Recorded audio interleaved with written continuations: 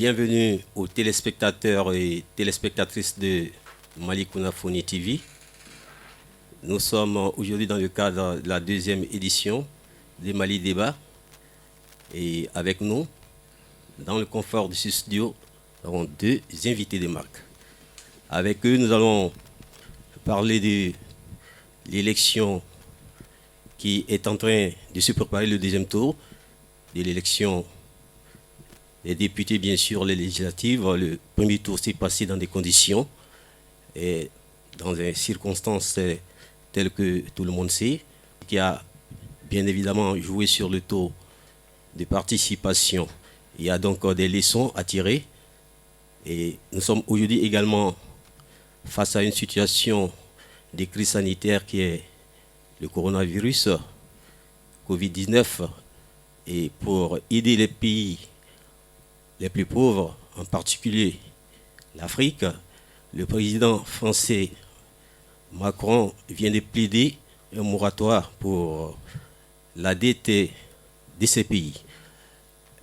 Mesdames et messieurs, le décor étant donc planté, nous allons présenter nos invités. À ma gauche, M. Kanté, bien sûr, lui qui est le directeur de publication du journal Le Progrès. Bonjour.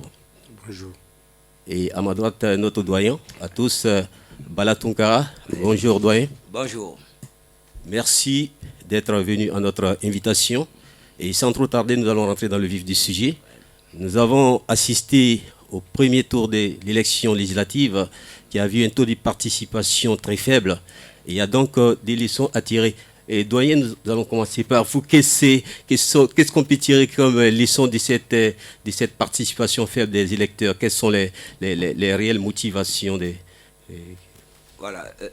Bonjour aux téléspectateurs de Kunafoni TV, les abonnés, bonjour. Et merci de nous recevoir chez vous et pour nous permettre de nous exprimer, d'analyser un tant soit peu ce que nous savons de l'actualité politique, sécuritaire et sanitaire de ce pays. Donc pour en revenir à votre question, c'est que ce serait de la palissade que de dire que le taux de participation serait élevé. Ce serait dans la palissade, ce serait un rêve de le croire. Donc on est sorti des urnes pour le premier tour du 29 mars dernier avec 37%, un taux de 37%. Donc, à la lecture de ce taux, il y a 3 ans, le taux de participation rôdait autour de ça, quand je parle sous votre contrôle. Donc, par rapport au contexte, surtout sanitaire, c'est un score qu'il faut saluer. Et c'est un score qui démontre la résilience du peuple malien, parce que avec toute cette publicité autour du coronavirus, je crois qu'on va revenir à ça, et trouver des gens sortir pour aller voter, c'est quand même formidable. Parce qu'on a vu que dans un pays, et pas des moindres, le second tour des élections a été reporté pour cause du nouveau coronavirus. Donc au Mali, 37%, c'est à prendre. C'est à prendre. 37%, c'est à prendre, monsieur Ekanté. Évidemment, mais tout d'abord, je remercie les téléspectateurs de Mali Kunafoni. Merci. Je salue surtout les promoteurs pour cette initiative. Merci. Je crois que ça fait partie de l'éclosion des médias au Mali. Par rapport au taux de participation, je ne vais pas reprendre à la lettre ce qu'a dit mon confrère Bala Tunkara, mais je voudrais quand même dire que si j'ai bonne mémoire, depuis l'avènement de la démocratie, le taux de participation aux élections n'a jamais atteint les 60%. C'est pour dire que les gens doivent comprendre que ce n'est pas tous les 20 millions de Maliens qui vont voter.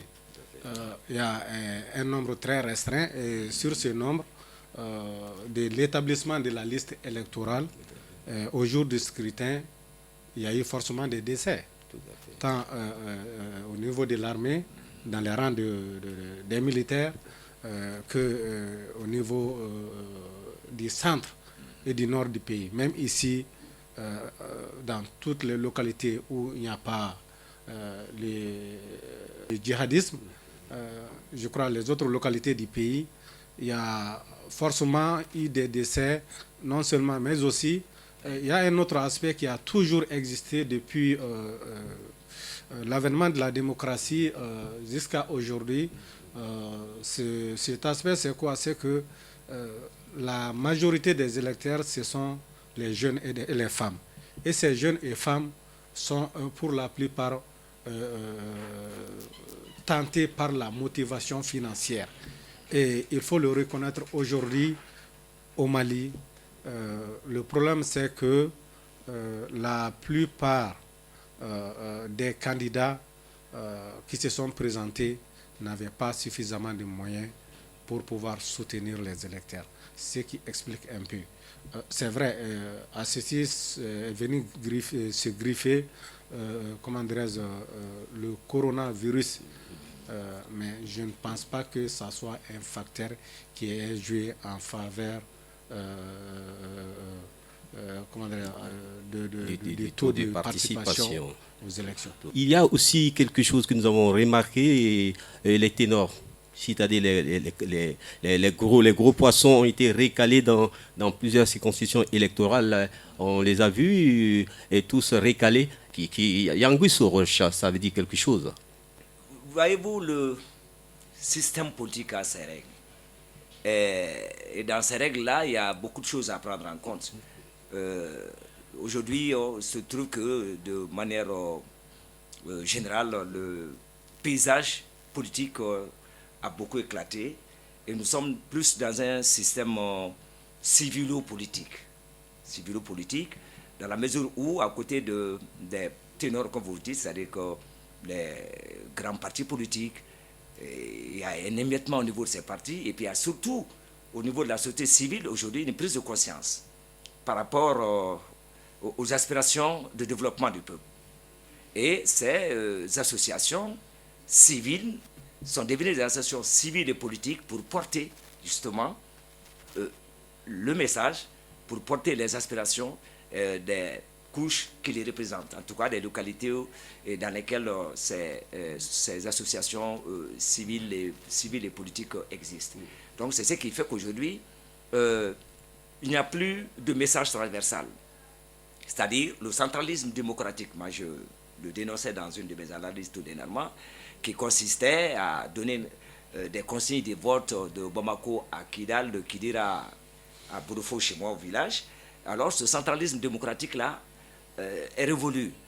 S'il était, jusqu'à la chute du régime Moussa, un facteur de cohésion politique et non sociale, parce qu'on était sous parti unique, les partis politiques de manière générale ont cru bon de faire recours à ce système démocratique. Or, aujourd'hui, il y a l'effet contraire. On ne peut plus se permettre de donner des instructions à partir du sommet. Il faut toujours travailler à partir de la base. Et donc, ceux qui ont travaillé au niveau de la base, qui ont sensibilisé au niveau de la base, qui ont pu faire la jonction entre leurs convictions politiques et les aspirations locales, ont eu la part belle. Contrairement aux partis politiques qui sont dans un schéma traditionnel, on se réunit au niveau du sommet, bureau politique national, machin, tout ça, et quelques représentants des sections et tout, et puis le bureau politique national édicte ses recommandations ou donne des instructions. Ça ne marche plus.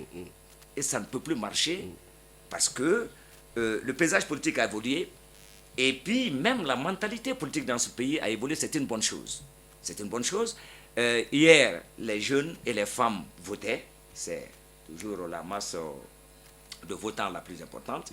Mais aujourd'hui, au sein de ces deux couches-là, il y a des acteurs très importants qui, au lieu d'aller voter, sont plus dans des concepts de développement par rapport au pays lui-même. Donc, au lieu d'aller voter pour les partis politiques, ils se sont dit, il faut qu'on se réunisse pour prendre notre destin en main. Donc c'est une nouvelle forme de résilience politique qui se crée. Et c'est pourquoi les ténors dont vous parlez ont pris la poussière, en tout cas pour la plupart. Il faut attendre le second tour dimanche prochain pour voir s'il y en a qui en émergeront. Donc cela aussi ne doit pas surprendre. Cela ne doit pas surprendre. Le coronavirus est passé par là. Les Maliens sont de plus en plus dépités du schéma politique. Ça, il faut qu'on se le dise entre nous. Les gens sont dessus. Les messages sont mal ficelés. Il n'y a pas de communication. Vous avez des quartiers pleins à Bamako où avant il y avait des bureaux, des comités, ça n'existe plus.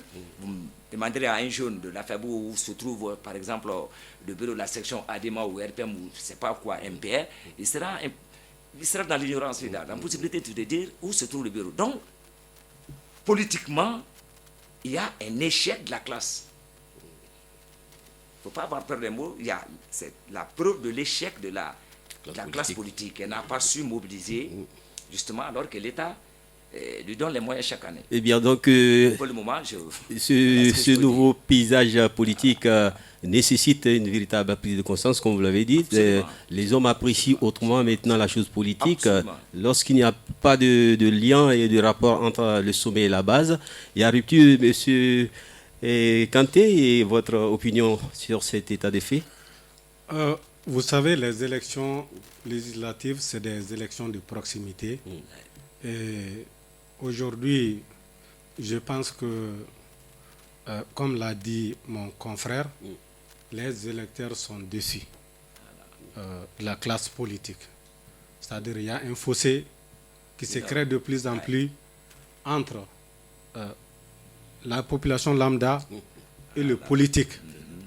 Et à ce que je cherche, la politique, c'est résoudre les affaires de la cité. Et vous conviendrez avec moi que la plupart de ces candidats sont là depuis 20 ans. Depuis 30 ans, pratiquement c'est les mêmes hommes. Je crois qu'ils n'ont pas été à la hauteur des attentes. Il y a au fil du temps une crise de confiance qui s'est créée entre la population et le politique. Ça, c'est un aspect. L'autre aspect, ce qui a favorisé d'ailleurs la multitude de candidatures. S'il y a plus de candidats, il va y avoir forcément une segmentation de l'électorat. Segmentation dans l'autre sens, c'est-à-dire que s'il y a 28 candidatures, les électeurs seront partagés entre les 28 candidats. Donc les voix, ce qui fait que il n'est pas possible d'avoir la majorité absolue dès le premier tour. L'autre aspect qui vient s'ajouter à tout ça, c'est le coronavirus. Le coronavirus, non seulement, mais aussi la crise sécuritaire. Par exemple, quand tu prends les régions du centre et du nord, là, beaucoup d'électeurs se sont réservés de crainte d'être agressés par les djihadistes. Des bandits armés, comme on les appelle, oui, bien sûr.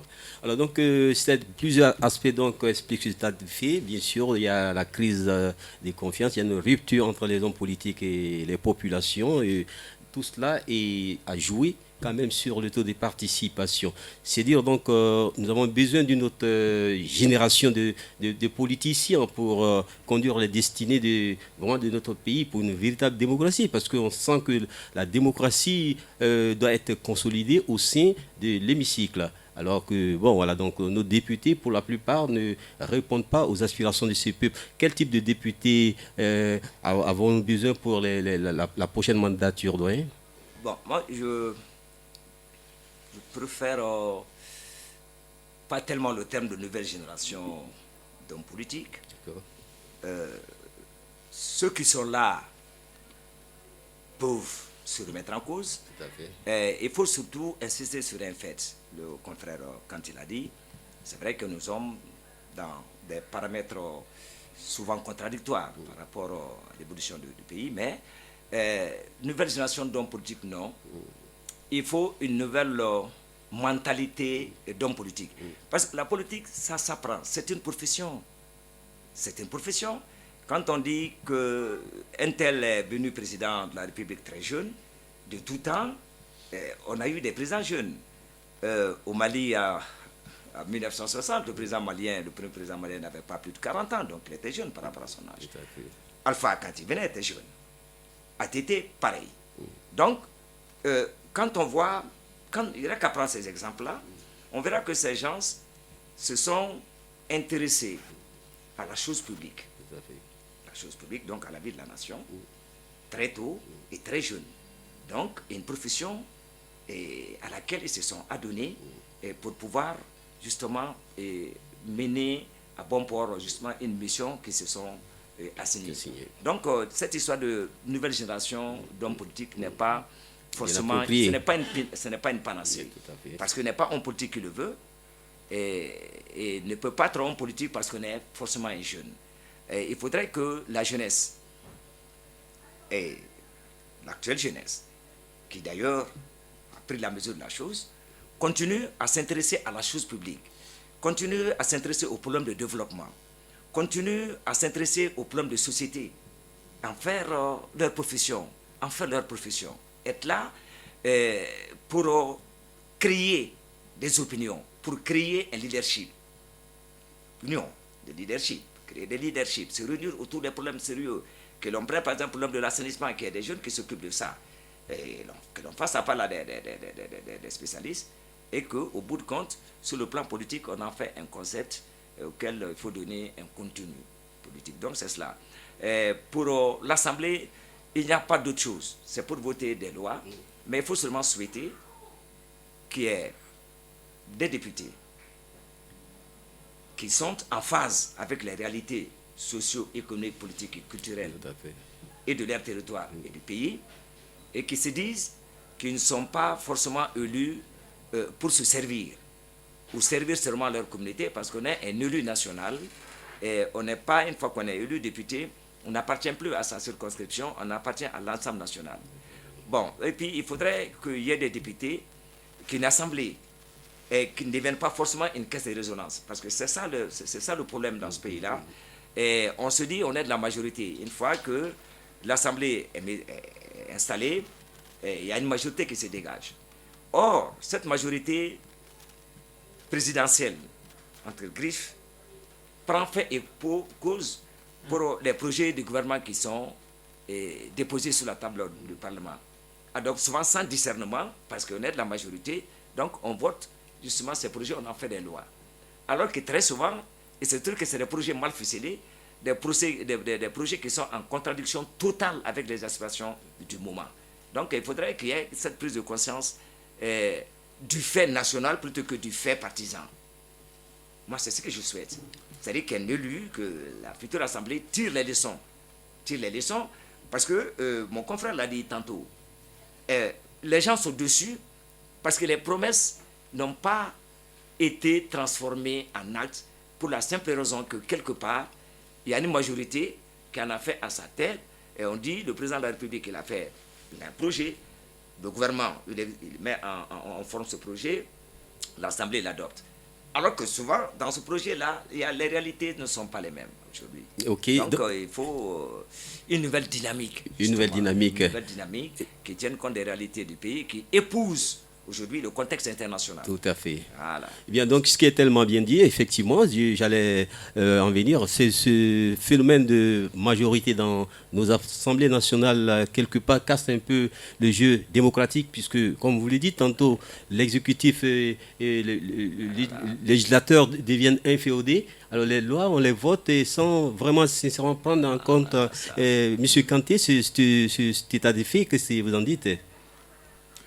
C'est-à-dire, ça m'amène à dire non pas quel type de député le Mali a besoin aujourd'hui, mais quel type de Malien. Un Malien intègre, honnête, patriote, travailleur, soucieux du développement socio-économique de notre pays. Un Malien, je dirais un député qui a souci du développement du secteur de l'éducation, du secteur de la santé, du secteur de l'environnement et tout ce qui conditionne le développement de notre pays. Tout à fait. Vous savez, l'électeur malien, sinon le peuple malien, après à peine 30 ans de démocratie, a fait un diagnostic sérieux. Et ce diagnostic a consisté à établir les forces et les faiblesses de la démocratie malienne, les opportunités à saisir. Parce que, comme je l'ai dit tantôt, c'est les mêmes hommes pratiquement depuis 20 ans. Et quelle opportunité faut-il saisir maintenant? C'est de chercher d'autres types de Maliens, Tout à fait. ceux qui ont souci du développement de ce pays. Tout à fait. Et c'est ce qui fait que, d'ailleurs, pour revenir à votre première question un peu, c'est ce qui fait surtout que beaucoup de candidats n'ont pas été, beaucoup de poids lourds, bien sûr, n'ont pas été élus élus dès le premier tour.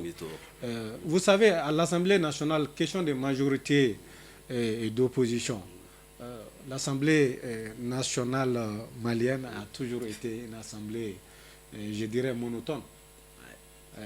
En ce sens que soit le parti au pouvoir a une majorité au sortir des élections législatives, a une majorité absolue à l'Assemblée nationale, soit il y a une majorité fabriquée après les élections, juste, avec la constitution des groupes parlementaires qui s'est fait dans des conditions, je dirais, peu honorables, bien sûr. peu catholiques, qui vraiment, où vraiment souvent l'argent a les derniers mots. Ah oui. Et si l'argent a les derniers mots dans une assemblée, c'est que le parti au pouvoir tient ce qu'on appelle l'ensemble des députés. Ce qui fait que même si les lois ne sont pas bonnes, elles sont votées. Elles sont votées. La crise scolaire perdure sans qu'aucun des 147 députés ait levé le petit doigt pour interpeller le ministre qui que ce soit. Donc ça, c'est un aspect très important qu'il faut revoir. Et cela ne peut être revu qu'avec les hommes qui vont siéger à l'Assemblée nationale. Il faut que ce soit des hommes intègres, honnêtes, qui ont souci vraiment du développement socio-économique de notre pays. Ok. Il y a des hommes qui sont conscients et soucieux du développement de notre pays, c'est-à-dire que ce n'est pas des types de députés ou des genres de députés, il faut une mentalité malienne. En général, il faut des hommes qui prennent en compte nos valeurs sociétales. Et ceci étant, nous allons donc progressivement terminer ce débat, et tout en restant dans le contexte actuel mondial et malien qu'est le Covid-19. Le président français, Macron, vient tout juste de plaider pour vraiment un moratoire en faveur des pays les plus pauvres, en particulier que les 40 pays africains. Bien, bon, voilà, donc il y a ces phénomènes qui, c'est une équation. Les dettes ne sont pas annulées, mais on sursoit pendant qu'on lutte contre le coronavirus. Et doyen, quelle est votre opinion de cette nouvelle? Bon, sans être forcément économiste, on peut dire que depuis 40 ans, depuis 40 ans, pas seulement l'Afrique, mais les pays en développement, dans les moments de crise grave, ont toujours plaidé l'annulation de la dette. Mais l'annulation, la dette n'a jamais eu lieu, et souvent c'est l'annulation partielle d'une partie de la dette. Mais qu'on ne se trompe pas, et ce que l'on ne sait pas, que les économistes savent, c'est que l'intérêt de la dette coûte plus cher que la dette elle-même. On nous disait l'autre jour seulement que par rapport à l'Afrique subsaharienne, cela représente 344 milliards de dollars, et que avec ce qu'on appelle le développement budgétaire, le développement budgétaire des pays ne permet pas de faire face justement à aux intérêts de la dette. Tout à fait. Bon, donc les pays prêteurs savent que si on annule la dette, l'intérêt de la dette est restant, on n'aura rien fait. Donc, finalement, il faut féliciter le président français. Mais ce moratoire-là va permettre certainement à nos États, à nos pays de souffler un tout petit peu. Un tout petit peu, oui. Parce que je crois qu'il est prévu, ce moratoire prévoit 6 mois par là, aussi cela va très loin, de prolonger un peu plus le gel des intérêts. Parce que les intérêts des prêts coûtent excessivement cher à nos États. Et c'est l'occasion de rappeler les propos du président béninois lors d'une grande rencontre à propos de la création de la monnaie éco. Il a clairement dit que les groupes d'investissement privés là-bas prêtent l'argent aux pays européens à un taux de 7-8%, pendant que les pays sud-sahariens alors prennent les mêmes dettes à des taux très élevés, et souvent 40%. L'intérêt de la dette, 40%. Donc, il est pratiquement impossible pour nos pays de se développer dans ces conditions-là. Donc, il faut peut-être souhaiter que l'on en finisse avec le coronavirus. Et quand il ne contredira pas, il y a quelques quand même bonnes nouvelles qui nous viennent de l'Occident. Et chez nous aussi, il faut, à côté de ça, louer les efforts des pays africains. Parce que quand un pays comme le Mali prévoit 500 milliards de francs CFA alors que le problème des anciens perdure, qu'il n'a pas de solution, et alors que le président sénégalais va jusqu'à 1000 milliards, que le président ivoirien parle de 1700 milliards, c'est des nouvelles dettes que ces pays-là vont contracter pour pouvoir financer, n'est-ce pas, les conséquences du coronavirus. Les conséquences du coronavirus, parce que tous les secteurs aujourd'hui sont atteints. Et le taux de malades, bon, même s'il n'est pas très élevé chez nous, nous remercions Dieu pour que ça ne soit plus, que ça ne monte pas plus, et même dans les autres pays. Mais par ailleurs, c'est extraordinaire, ça fait très peur. Donc, il faut féliciter la France par rapport à ça. Il faut surtout aussi féliciter le FMI, qui a accompagné quand même le gouvernement français, la Banque mondiale, les institutions financières internationales, et ont accompagné quand même cette position de la France, qui avait été demandée par des pays africains, certains de nos chefs d'État, comme le président sénégalais Macky Sall. C'est bon parce que 343 milliards pour pas effacés mais suspendus là pour quelque temps, ça va nous permettre de souffler un peu, de créer les conditions peut-être internes, n'est-ce pas, de développement de le pays, en tout cas de la prise en charge, n'est-ce pas, des affaires au niveau de tous les pays africains pour le moment, sans compter que l'on continue à s'endetter en même temps, n'est-ce pas. Donc les dettes vont être payées. Les dettes seront payées, voilà. Mais pour le moment... Il faut qu'on trouve le moyen maintenant, nous, de faire, il a parlé d'un terme très important, de faire du coronavirus une opportunité. Parce qu'on a compris, qu'on le veut ou non, que le monde n'était pas tel qu'on nous l'a présenté. Le monde n'était pas tel que nous le croyons. Et donc le monde peut venir autrement. C'est une opportunité qu'il faut saisir. Et l'interdépendance est une réalité aujourd'hui. S'il faut aller en Chine pour reprendre des masques, payer des masques, pendant que dans ces pays industrialisés, là, les conditions techniques industrielles ne sont pas requises, ça donne à réfléchir. Il faudrait que de plus en plus, nous réfléchissons à comment nous prendre en charge, à comment valoriser nos ressources internes, qu'elles soient des ressources minières, agricoles et nos compétences, c'est pas intellectuelles, en tout cas trouver par nous-mêmes notre propre voie de sortie, notre propre voie de développement. Parce que le monde, ce sera cela demain. C'est-à-dire que le monde de demain va être différent totalement du monde d'aujourd'hui. Chacun a pris la pleine mesure de ses faiblesses. De ses faiblesses. Voilà. Donc, c'est bon ce moratoire. On aurait souhaité l'annulation de la dette, mais ça ne viendra pas. Et les économistes sérieux vous diront que ça ne viendra jamais parce que les gens, ils ont fait des montages financiers tels que ça n'est pas possible tout de suite d'annuler. Les pays peuvent annuler, mais les privés ne peuvent pas annuler leurs dettes comme ça. La solidarité internationale et ce moratoire, M. Kanté. Ok. D'accord. Les dettes, annuler les dettes des pays les plus pauvres, très endettés, ou les pays en voie de développement, comme vous voulez. Mais le problème, c'est que la question, c'est pourquoi annuler ces dettes? Je crois que c'est une demande du président français, Emmanuel Macron, qui a sollicité l'annulation des dettes des 25 pays les plus pauvres. Oui, mais sur demande africaine, Voilà. Pakistan en avait parlé. Oui, pas possible. il n'y a pas que les pays africains seulement, il y a On a d'autres 116 pays qui sont, donc 40 pays voilà, africains. qui sont pauvres et qui ont quand même, qui sont endettés aussi Oui. pour faire du coronavirus. C'est vrai. Mais avant de demander l'annulation, d'abord je salue quand même vraiment l'initiative du président français. C'est à saluer en tant que pays frère et ami du Mali et d'autres pays africains. Mais il faudra se poser la question, quel sera l'impact réel de l'annulation de ces dettes?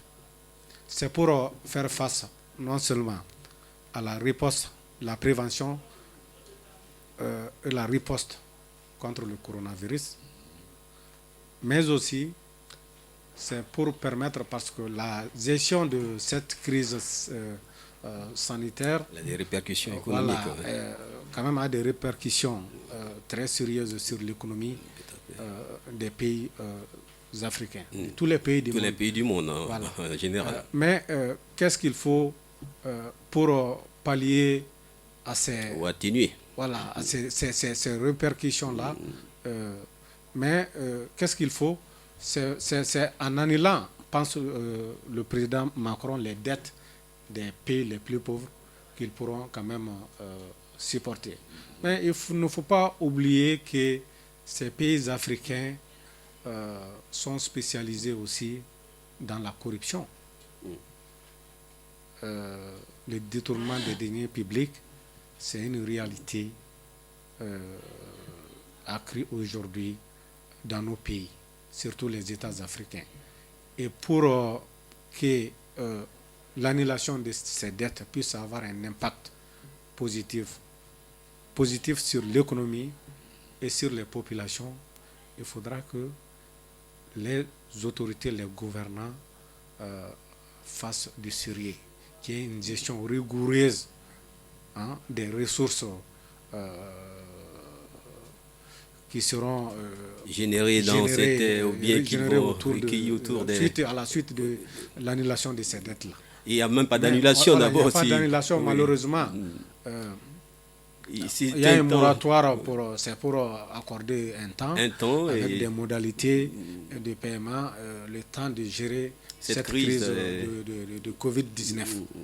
Et donc, compte tenu de tout ça, je pense que le moratoire, c'est la meilleure des choses par rapport à l'annulation de la dette. En tout cas, c'est ce que je pense. Il disait... Oui. Voyez, il faut aussi ajouter que... Tout à fait. C'est en raison de la récession annoncée. Parce que tous les spécialistes en matière d'économie, des finances, tant au niveau des institutions internationales comme la Banque mondiale, le FMI et d'autres institutions européennes, alors l'idée ou la perception de la récession à l'échelle mondiale se précise. Donc, pour faire face à cette récession-là, il faut avoir les reins économiquement solides. Alors que le coronavirus a balayé tant d'espoir. Et tout est plus ou moins arrêté. Et il y a des usines qui ont fermé en Europe. Et en Afrique, il y a des usines qui ont fermé. Et nous sommes plus exposés. Donc, je crois que c'est pour éviter cette récession et ne pas arrêter le développement du pays, du monde, qu'il faut aller à ce moratoire-là pour les pays africains les plus endettés. Bon, ça va permettre à nos budgets, comme je le disais tantôt, de pouvoir remobiliser le temps de colmater. Parce que l'après-coronavirus, là, va être un problème aussi à résoudre. Oui. Voilà, c'est extrêmement important. Donc, il faut saluer ça. En attendant la dette, mais il faut saluer ça et surtout souhaiter à l'Afrique les moyens de son envol, de son propre développement. Il y a des pays qui sont sur la bonne voie, mais il faut aller à ça. Il faut aller à ça. Et sinon, tous les pays du monde sont endettés. Je pense que les États-Unis, c'est le pays le plus endetté au monde. Voilà. Parce qu'il faut s'endetter pour se construire. Alors quand on entend un président dire que mon pays est le moins endetté de ma sous-région, ça fait très peur. Parce que ça veut dire que ce pays n'a pas tellement d'ambition au plan économique. Donc le réalisme n'est pas de mise. Donc il faut s'endetter pour se construire. Tous les pays qui s'endettent pour construire sont des pays qui vont très loin, ils vont très vite. Donc la dette est aujourd'hui un moyen de développement, un des moteurs de développement à l'échelle planétaire. Voilà.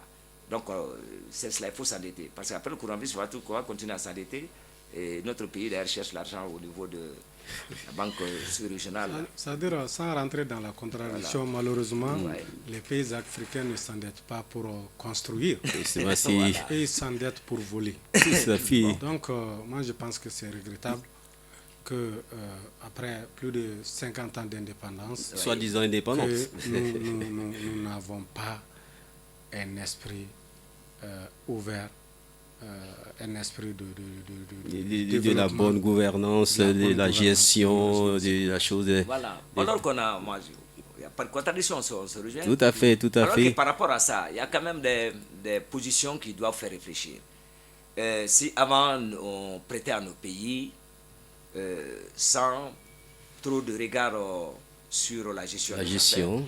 Mais aujourd'hui, quand ces puissances la prêtent, gère ça de très près. On a même vu les FMI donner le canevas, n'est-ce pas, de l'utilisation des fonds qui seront alloués soit sous forme de prêts, soit sous forme de dons. C'est dire que la corruption a atteint des limites incroyables en Afrique. Et c'est à l'échelle de tous les pays africains. Tous les pays.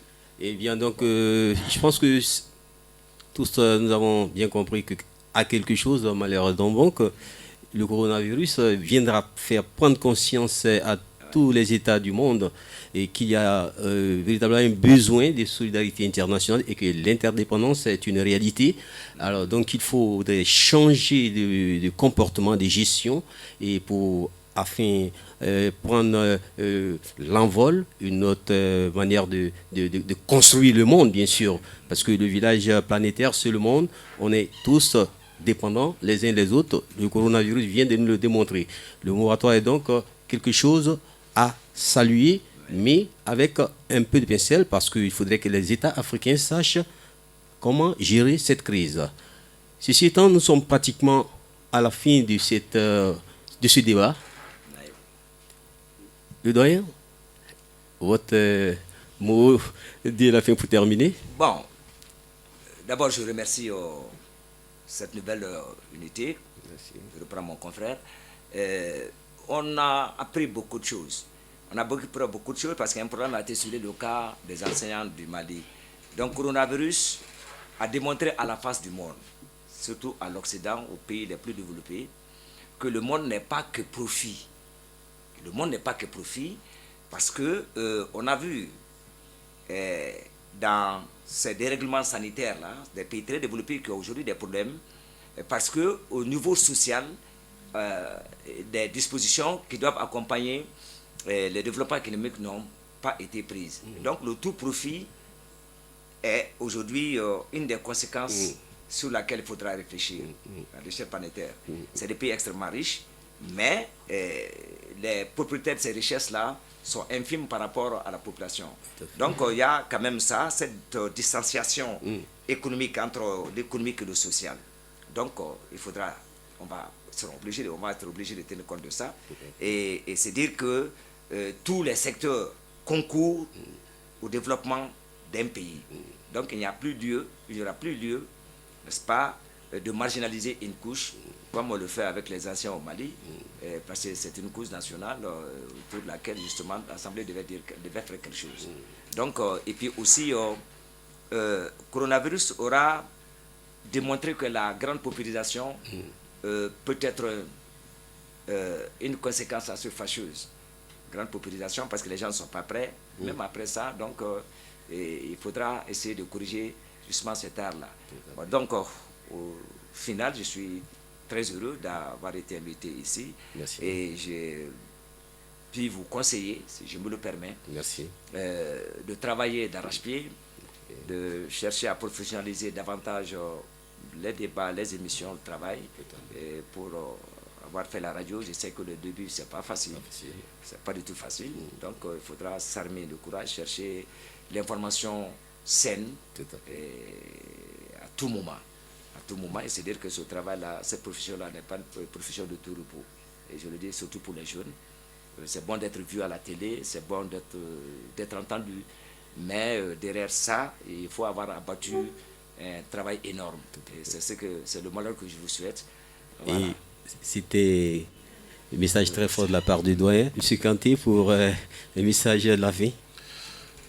Oui, je dirais qu'aujourd'hui, le Covid-19 est en train de faire des ravages dans les pays les plus développés. Au Mali, les autorités ont invité au respect de certaines mesures. Et je crois que nous n'avons d'autre choix, Maliens comme étrangers vivant au Mali, que de respecter les mesures barrières, les consignes données par le président de la République. Je crois que ce ne sont pas des consignes du président de la République, c'est des consignes données par les spécialistes de la santé. Nous devons les respecter parce que nous n'avons pas les moyens pour faire face à cette maladie qui fait des ravages tous les jours. Les élections législatives deuxième tour se tiennent le dimanche prochain. Je souhaite qu'elles se passent dans le calme et la sérénité. Surtout qu'une crise ne doit pas cacher une autre. La crise sécuritaire est aujourd'hui une réalité au Mali. Je le dis en pensant aux régions du centre du pays, aux régions du nord. Et donc, je voudrais que les Maliens, que les élections se passent dans la paix et la sérénité, et que les Maliens qui sont tombés au front, nos soldats, les simples citoyens, je prie pour le repos de leur âme. Mes pensées vont à l'endroit de ceux qui sont faits aussi prisonniers. Ce sont des concitoyens. Nous prions qu'ils recouvrent leur liberté dans un très bref délai. Je vous remercie. Merci à tous, merci à vous d'avoir été vraiment à la hauteur de cet entretien qui nous a permis de faire le tour de table sur l'actualité, les actualités je vais dire, et les élections législatives au Mali et surtout l'aide internationale, la solidarité internationale qui aujourd'hui est en branle pour que le monde puisse bouter hors de la planète cette pandémie. Les conseils d'usage du doyen nous ont permis aujourd'hui d'être vraiment sûr de pouvoir décoller très fort avec bien sûr l'expertise de M. Kanté. Mesdames et messieurs, chers téléspectateurs, c'est donc la fin de ce débat. Nous vous donnons rendez-vous pour la prochaine. Bye.